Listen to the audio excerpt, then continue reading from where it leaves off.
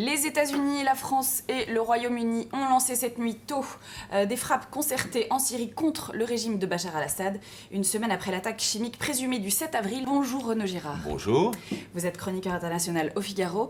Comment analysez-vous la situation, Renaud ? Il fallait s'attendre à ces frappes.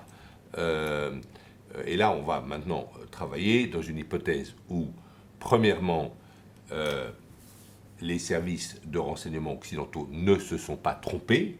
Il y a donc bien eu usage par le régime de Bachar al-Assad de gaz chloré contre les rebelles de la Ghouta. Et deuxième hypothèse, l'Amérique a décidé de lancer cette attaque, suivie par l'Angleterre et la France, mais c'est évidemment une décision avant tout américaine.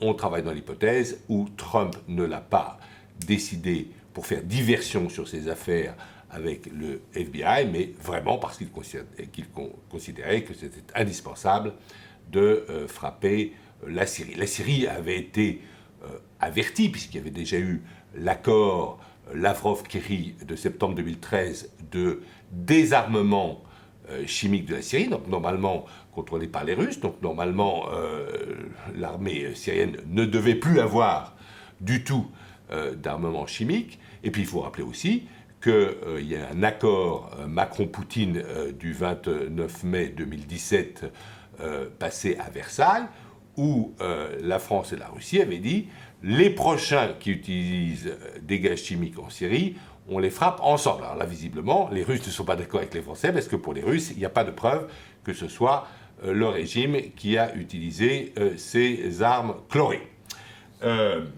Quelles cibles ont été visées là, Renaud ? Est-ce qu'on en sait un petit peu plus ? C'est important de préciser. Oui, alors on nous a dit, l'Élysée nous a dit que c'était des cibles uniquement de fabrication ou de stockage d'armes chimiques.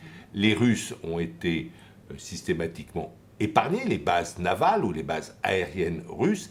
Il y a d'ailleurs une tentative occidentale de désamorçage de la colère des Russes préalable, c'est-à-dire qu'il y a eu aussi cette conversation entre président Macron et président Poutine quelques heures avant ces frappes, une conversation politique. Je ne pense pas qu'il s'agissait d'une conversation militaire, une conversation politique.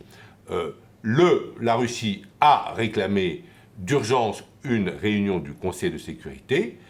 On va voir ce que cela va donner. Alors, c'est quand même une des conséquences de cette action de guerre, parce que c'est une action de guerre de bombarder un pays sans l'aval du Conseil de sécurité, et on se demande si ce piétinement par les Occidentaux de la charte de l'ONU n'aura pas des conséquences graves. Si demain la Chine, pour un exemple ça, hypothétique, décide par la force de s'emparer d'un îlot appartenant au Vietnam, on ne pourra pas lui faire la leçon et lui dire « Ah, vous ne respectez pas la charte des Nations Unies ». Alors, si on veut tirer un bilan coût-avantage de toute cette affaire, donc il faut considérer effectivement que gagne-t-on.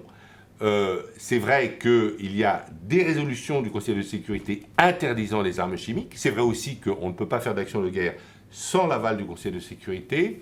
Quel est le bilan coût-avantage ? Est-ce que cette action de guerre va favoriser une transition en Syrie et va favoriser la paix, le retour de la paix civile en Syrie? C'est ce que souhaite, je pense, sincèrement l'Élysée. Ils ont d'ailleurs annoncé ce matin qu'ils voulaient faire une conférence, n'est-ce pas, où seraient invités tous les partenaires de cette affaire, y compris ce qu'on appelle l'axe d'Astana, c'est-à-dire les gens qui aujourd'hui, des deux bords, mais qui vraiment négocient des accords de cessez-le-feu. Je veux parler de la Turquie, de l'Iran et de la Russie. On ne sait pas si cette conférence pourra se monter. Ça dépend en fait de voir quelle va être vraiment la colère de Vladimir Poutine. La dernière question qu'on peut se poser, cet alignement de la France sur un Donald Trump qui semble quand même assez émotionnel, c'est-à-dire réagir sous le coup à la fois de ses émotions, des images qu'il voit à la télévision, sans vraiment analyser les conséquences, et qui réagit aussi sur le coup de petits événements de politique intérieure comme la perquisition par le FBI des locaux de son avocat, on peut se demander si cet alignement de la France était souhaitable et si la France ne risque pas de perdre en fait son prestige au Moyen-Orient et surtout sa faculté d'être un intermédiaire sincère, d'être un médiateur dans cette tension, et notamment un médiateur entre la Russie et l'Amérique, puisqu'il faut rappeler que le président Macron va la semaine prochaine aux États-Unis et fin mai à Moscou et Saint-Pétersbourg. Renaud, on peut peut-être revenir sur cette comparaison peut-être qu'il faut faire avec l'Irak. Est-ce que c'est la même chose que ce qui s'était passé en Irak en 2003 ? Non, ce n'est pas la même chose, parce que là, nous n'avons pas de changement de régime. Le Premier ministre britannique, Theresa May, l'a précisé en disant « Attention, nous ne faisons pas une opération de changement de régime, c'est simplement un stop à l'usage des armes chimiques. Le chef d'état-major de l'armée américaine et le secrétaire de la Défense l'ont aussi répété. C'est un acte unique. C'est un acte unique. Il ne s'agit pas de refaire ce qui avait été fait contre Saddam Hussein 2003, alors là avec des preuves qui étaient fausses contre Saddam Hussein en 2003, et de vouloir envahir la Syrie et changer le régime de Bachar al-Assad. On peut dire que les leçons de l'Irak et de la Libye, ces interventions donc au nom des droits de l'homme et de la morale, que ces interventions ont été de tels fiascos avérés, qu'il y a aujourd'hui une certaine prudence des puissances occidentales.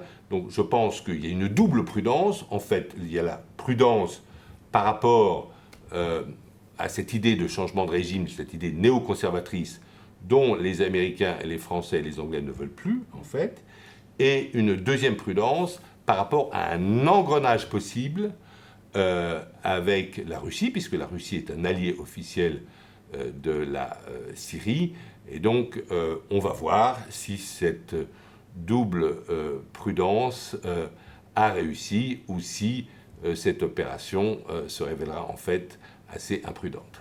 Merci beaucoup René Girard pour toutes ces précisions. On suit le dossier attentivement bien sûr au Figaro. Merci.